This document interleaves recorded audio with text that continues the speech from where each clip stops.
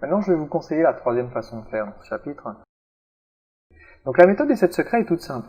En fait, vous structurez votre présentation de façon à avoir 7 secrets, 7 étapes, 7 techniques à enseigner.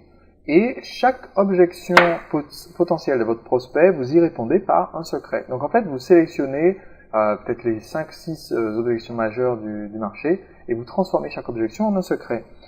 Typiquement, je vends par exemple une formation comme Séduire le client, qui est une formation en stratégie marketing. Certaines des objections que je vais avoir, par exemple, je vais avoir une objection qui serait « Oui, mais est-ce que ça va marcher dans mon secteur? Ça marche pour les gens qui sont sur Internet, mais est-ce que ça va marcher pour mon entreprise ?» Donc, je vais, par exemple, avoir un de mes 7 secrets sera utiliser les techniques du marketing en ligne, même si vous avez une entreprise traditionnelle. Et je vais expliquer comment faire. Et du coup, j'ai répondu à l'objection sans le dire. De la même façon que je pourrais avoir une objection qui serait « Oui, Sébastien, mais est-ce que ça marche vraiment ton truc? Est-ce qu'il y a déjà des gens qui l'ont utilisé, qui ont eu du succès ?» Donc, je vais avoir un secret qui serait « Mettez en avant vos clients, mettez en avant vos témoignages, des choses comme ça. » Et en fait, je vais montrer mes témoignages à l'écran, comme si c'était des exemples de comment mettre en avant ses clients. Et au final, ce secret-là, ça me sera pour moi juste l'occasion de répondre à une objection. Et le 7e secret, je dis on choisit 5-6 objections. Pourquoi? Parce que le 7e secret, roulement de tambour, le 7e secret le plus important, celui pour lequel on veut que les gens restent présents, connectés jusqu'à la fin, on veut qu'ils soient là, eh bien, le 7e secret, c'est acheter mon produit.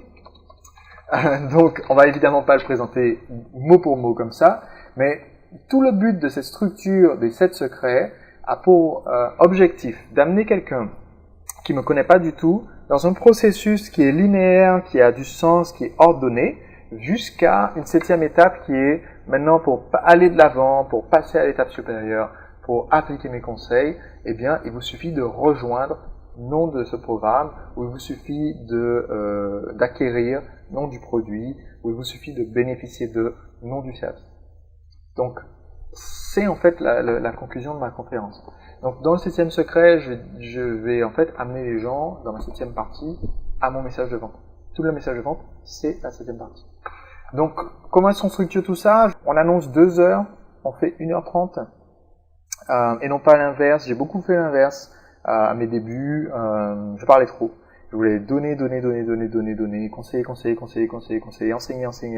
enseigner. Et je faisais des conférences qui duraient 3 heures, plus les questions, 3h40.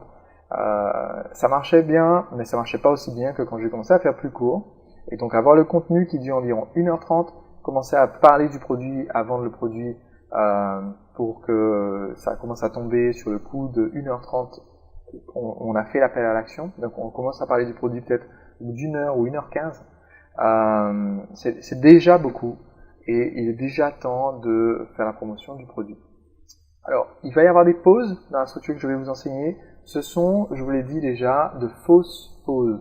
Autrement dit, le but des pauses en question, c'est pas que je fasse une pause et que j'aille faire un tour. C'est pas non plus que eux fassent une pause et aillent faire un tour. C'est juste de changer le rythme.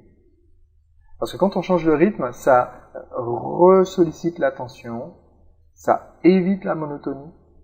Et dans notre argumentation telle que vous allez la voir, ça me permet aussi de placer des questions qui seront importantes ensuite pour motiver les gens à acheter. Ensuite, il y a la vente, on en parlera en détail. Et donc la vente, c'est la partie placer le produit, donc on en parlera en détail dans le prochain module. Et une chose importante que vous allez voir à travers tout le script que je vais vous présenter, c'est que l'opportunité, c'est-à-dire ce 7e secret, est toujours présente comme si c'était le prochain module. Mais tout d'abord, je vais vous expliquer comment vous devez l'aborder. Okay, donc, la structure, c'est j'annonce d'abord le module 7, d'accord, la partie 7, et ensuite je dis, mais tout d'abord, on va parler de ça. Donc ensuite, je finis d'expliquer le premier conseil, le premier secret, et là, je veux dire, voilà, il est logique de parler de partie 2.